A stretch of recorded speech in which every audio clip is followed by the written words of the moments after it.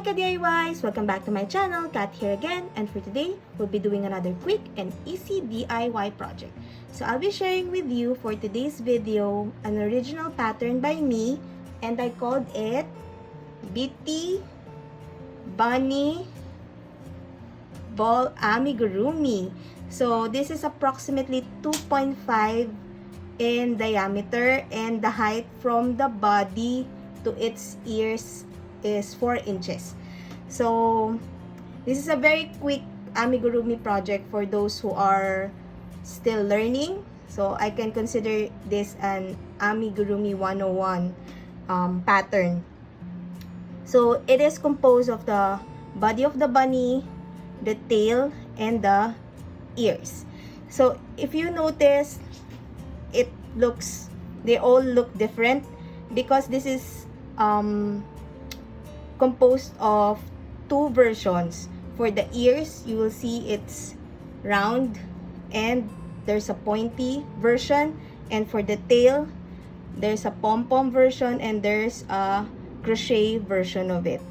So I also added details, so it is up to you. You can have it in safety eyes, embroidered it, a combination, and anything goes. You can add blush, you can add you can change the version of your nose. This is both, I use ink blush for them, and I'll be sharing with you how to add beauty marks or the eyebrows and the yarn blush version in this video. So are you ready, ka-DIYs? Let's begin. Now, let's start with the materials that we will need. In this project, I'll be using Ganjilyo Guru Milk Cotton in crepe and in tawny, and 3mm crochet hook, fine threads for the details of our bunny, such as the nose, the eyes, eyelashes, eyebrows, there. Pair of scissors, tapestry needle, stitch marker, safety eyes, safety pin so it can hold the parts of the bunny when I will sew them together, craft ink for the blush. I'll be sharing with you how I use this on my amigurumi project. Pet comb, so I'm not using this on my dogs, but this is mainly for the amigurumi projects that I'm doing. If you want to add texture, or you want to make your bunny fuzzy like this tail, so this is the one that you'll need there. So, and pom-pom makers. If you don't have a pom-pom makers, I'll be teaching you how to use fork and chopsticks. And lastly, lighter. This is optional, but sometimes the safety eyes tends to get loose, the lock. So I'm melting it a bit to combine with the safety eyes, the point, the edge of it, so it will not get loose. So that's an amigurumi tip that I'll be sharing with you in this video. So are you ready, ka-DIYs? Let's begin.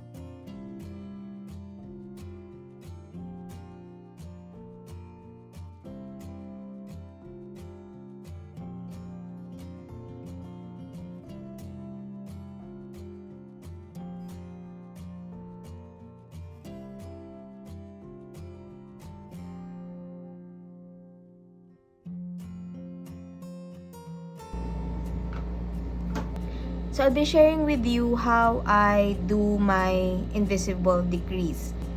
I get the outer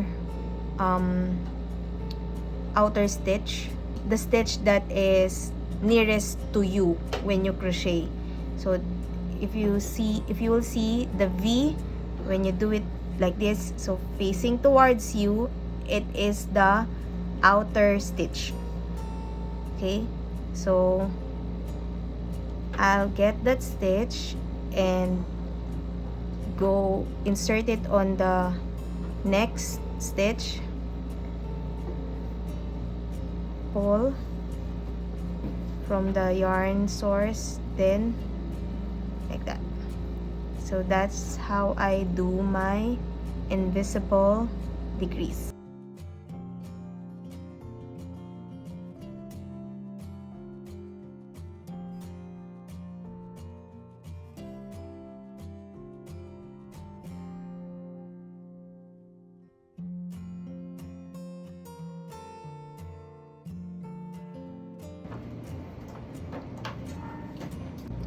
Now we are on our decrease rounds of our amigurumi body.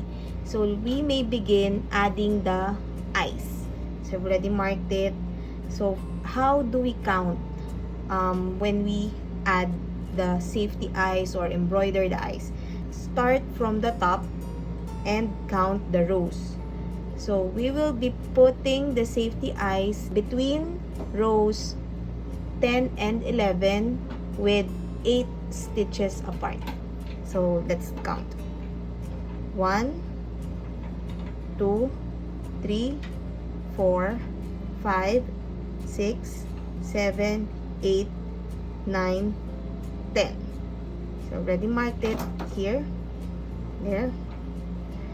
So in this version of my bunny, I'll be using glass eyes with glitter backing.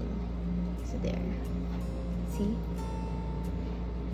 I'll be sharing with you the link where I got it. I bought it from Shopee, so I'll be sharing the link down below. Next is the other eye. Just count 8 stitches from the eye.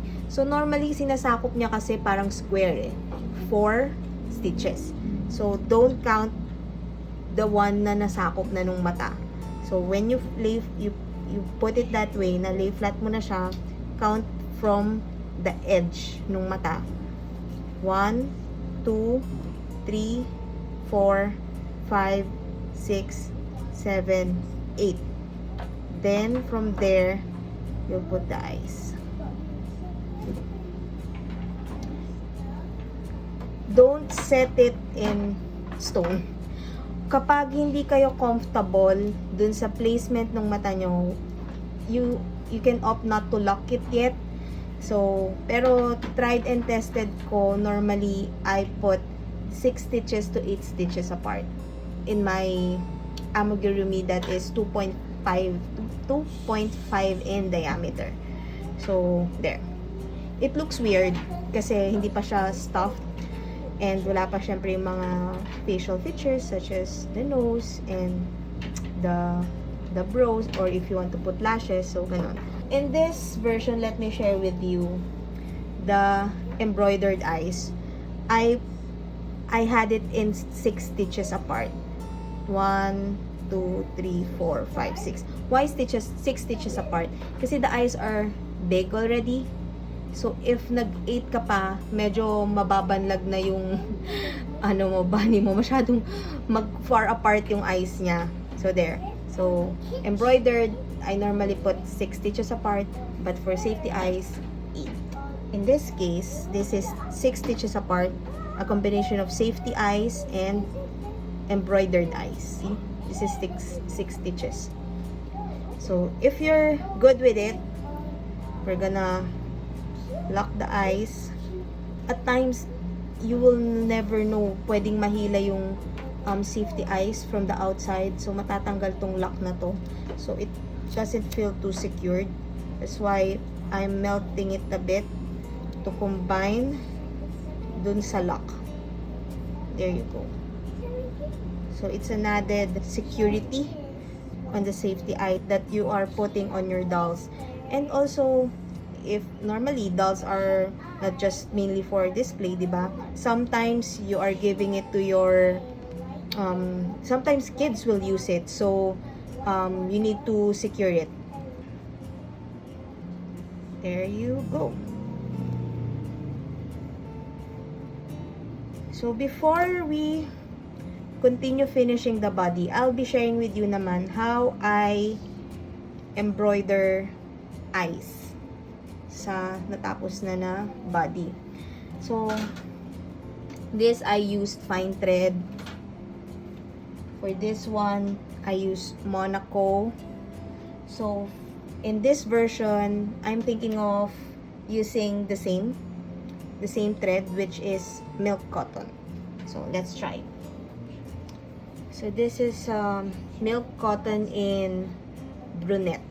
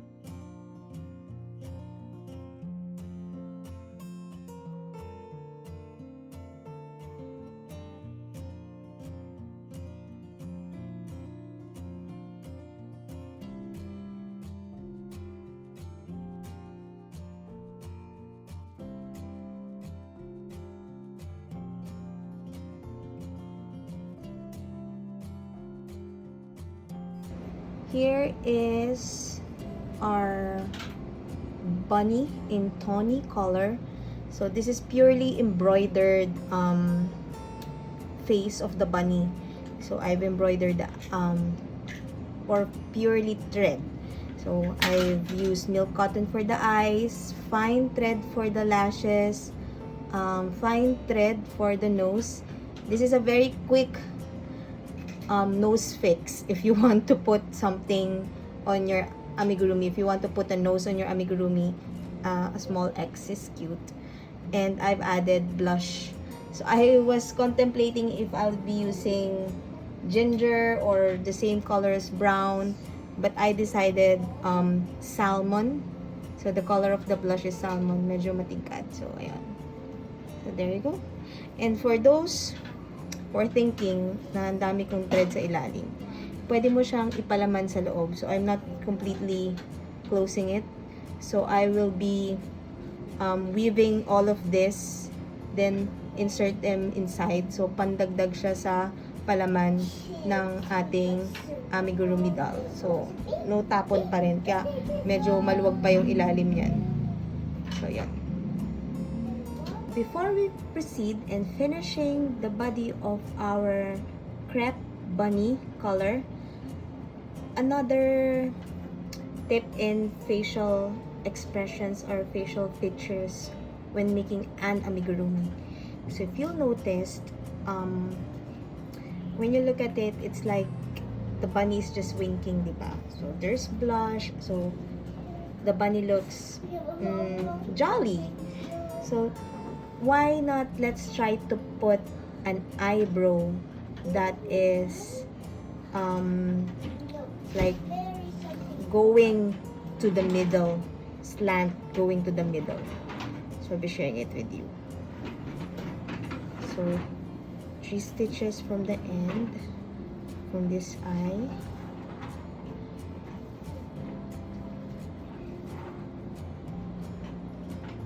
Okay. And from the edge of your safety eyes or your eyes, count 2 stitches from the top. I'll count 1 stitches from the top, then 3 stitches din paslant, pataas. So, that's how I make it. There. And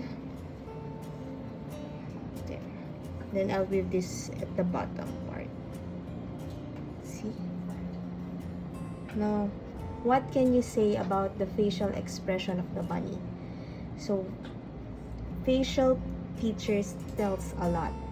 When you decided to add a brow, a blush, or beauty marks such as yung parang freckles, ganon, it adds personality, or it makes your amigurumi more expressive. So it makes a lot of difference. So from a jolly facial expression, if you can see, para siyang the bunny looks hurt on my end. Parang siyang tinamaan ng bato, tapos parang kaya siya napapikit at salubong ang kanyang kilay. See?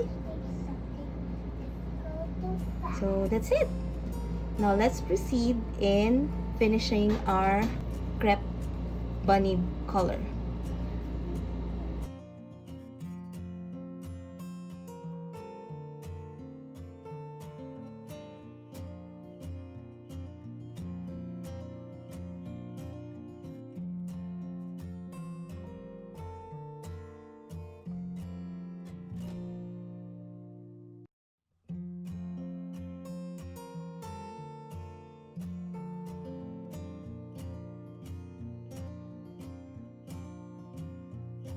In this point, you may now start filling your amigurumi with fiber fill. If you're having a hard time adding fiber fill, you may use chopstick or anything na mahaba to push the fiber fill inside. Normally I start putting fiber fill sa mga last 3 decreases ko, yung last 3 rows or 2 rows pa nga. Kasi when I add the fiber fill too early, nahihirapan lang ako mag-crochet kasi lumalabas siya. And tendency na natatahi ko siya, nasasama yung fiber fill sa stitches ko, which looks parang dirty kasi it's sticking out, diba? Parang marumi tingnan kung may mga fiber fill na napapasama as you do your single crochet along dun sa rounds. So we have almost completely filled our amigurumi's body. Another suggestion I can make is yung beginning tail, yung sa magic circle nyo, let it stick out at the end. Huwag nyo siyang mahalo sa loob, and don't cut it kasi it will help you tug it a bit, and for security na rin na hindi mag-unravel, I weave this along dun sa final, yung pinaka end tail ko, or binubuhol ko sila, pinagsasama ko, then I push them inside pagkatapos. So, ganon. Then, how far will you go in filling your amigurumi? Sometimes, if it's overstuffed, makikita nyo na yun sa stitches. You'll be able to see the fiber fill popping out dun sa stitches. So that's one of the red flags. And if you haven't completely stuffed it, meron kasi iba, they want it not too firm.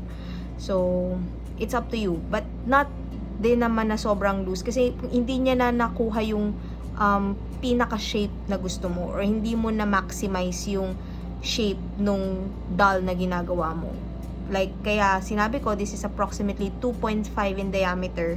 You can size it if we are both using size 3 light yarn. See? Here. So, this is for me, kumbaga maaapa mo yun kung how much you'll stuff your doll. And as I stuff it, I massage the doll. Yun yung tawag ko, massage. Kasi para ma-occupy niya yung space, mag-settle yung fiber fill dun sa loob ng doll mo. Kaya, massage it, lalo na pagkatapos, like, roll it, then mold it, para ano talaga yung shape niya. Yan. So, there.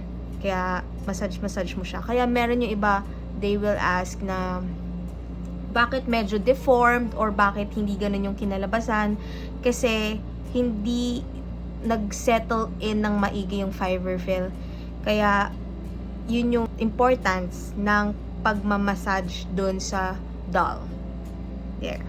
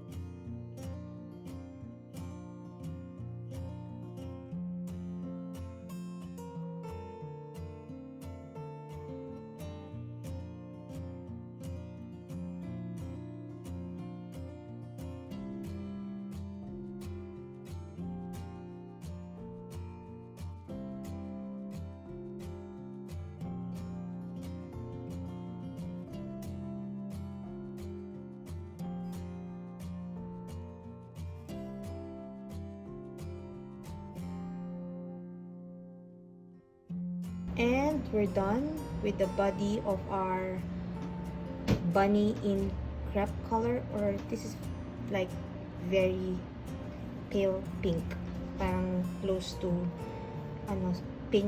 pinkish skin tone siya. So I'm thinking of making this bunny purely pink. So let's try it. So if you will see, it has pink glittery eyes. This is a glass safety eyes, as I've mentioned earlier. So I'm thinking of adding a pink nose and some freckles, pink freckles. So let's see if it will look good.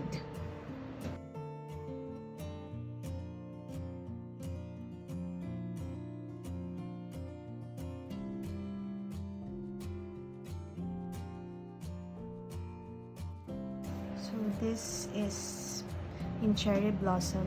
So I'll be doing it again in 1, 2, 3, 4, 5, 6, 7, 8. So 8 stitches, count to 3, then 3 on the other side. So magmi-meet sa 2 stitches ang sasakupin. So just put it in, yeah, push it a bit. Then here's what I'm thinking.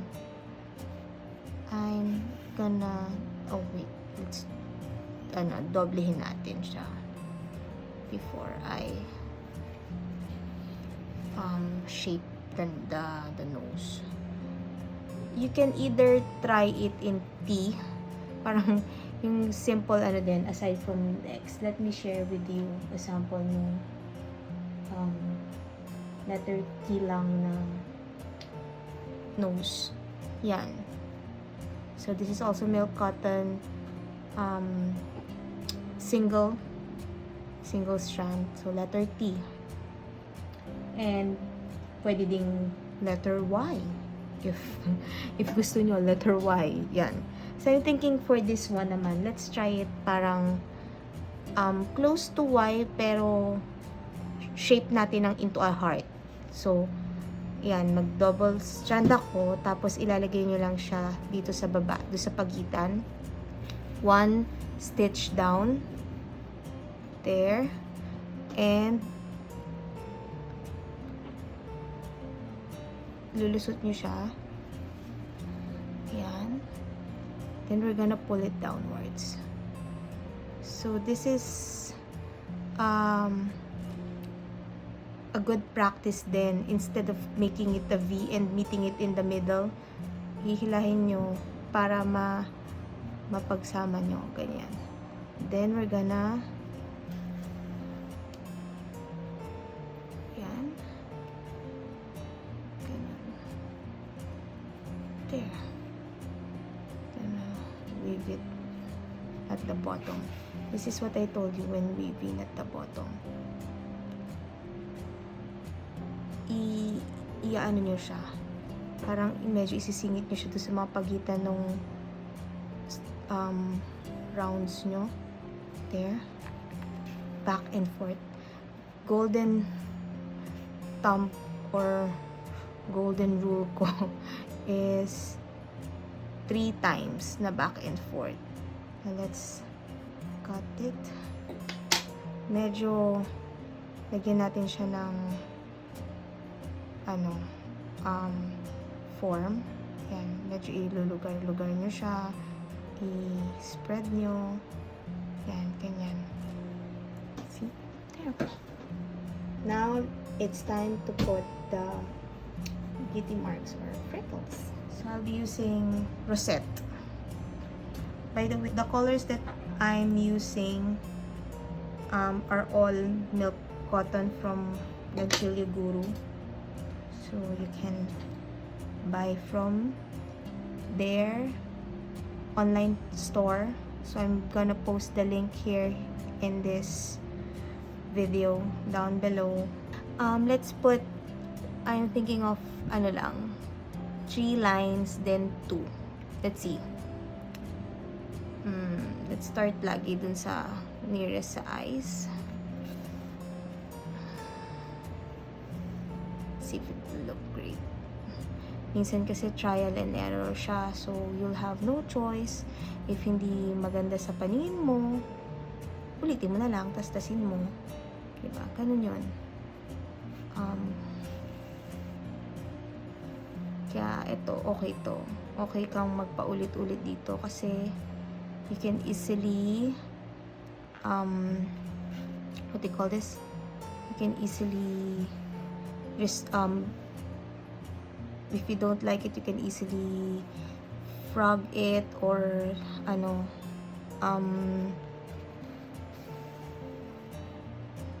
remove the stitches.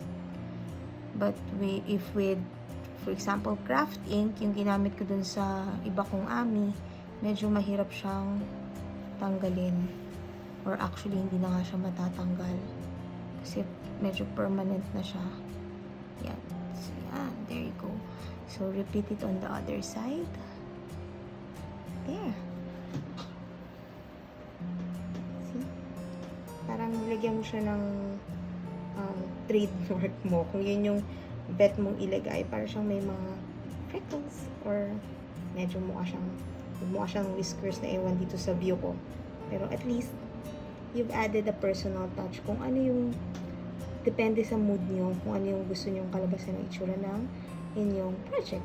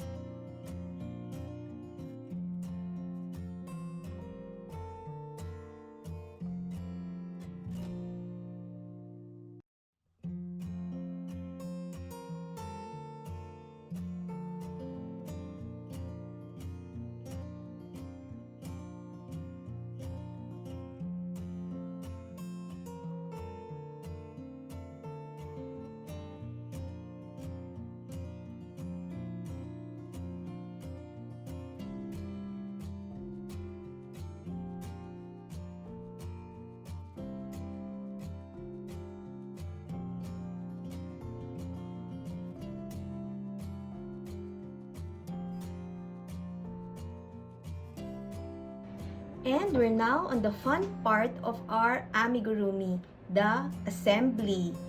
So here are the heads that I did. I just altered the color of the nose kasi it's pink on pink, parang hindi medyo kita pala. So yan, I used chocolate brown and heart-shaped nose. And this is the Tawny. Now, we're done with the heads. So here are the ears. This is a saving your work in case na accidentally you miss a row. So if you notice, I missed a row on this ear, but it's okay. I'll be using this yarn from the other ear when I'm going to attach it in this in the body. So I'll show it to you. Yun yung isa sa mga hacks ko in case sometimes I forget to have the last row. Kaya naglalagay ako ng malaking allowance sa tail.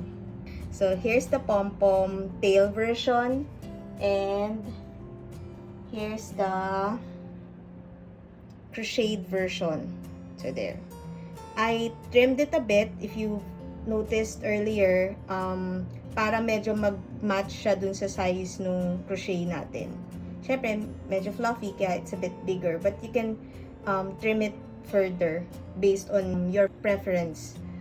If you don't have a pom-pom maker, I've shared with you how to use chopsticks, which it yielded a bit small tail. So for smaller projects, if you're using fine thread, like let's say yung mercerized cotton, pwede yung chopstick and fork. The yield was the same as the smallest size of my pom-pom maker. So if you're using milk cotton, I'm suggesting to use fork to make the pom-pom tail. Okay, now let's begin the assembly.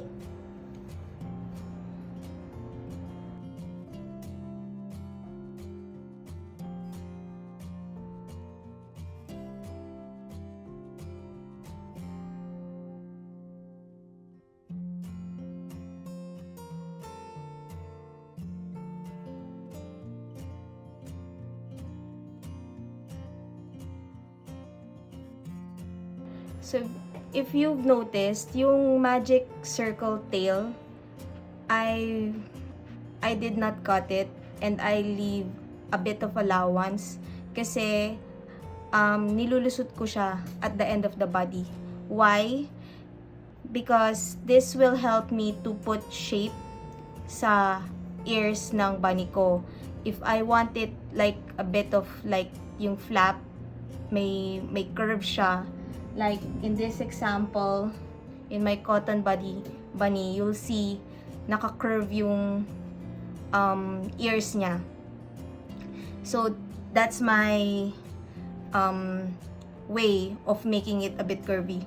I'm tugging it, I'm pulling it.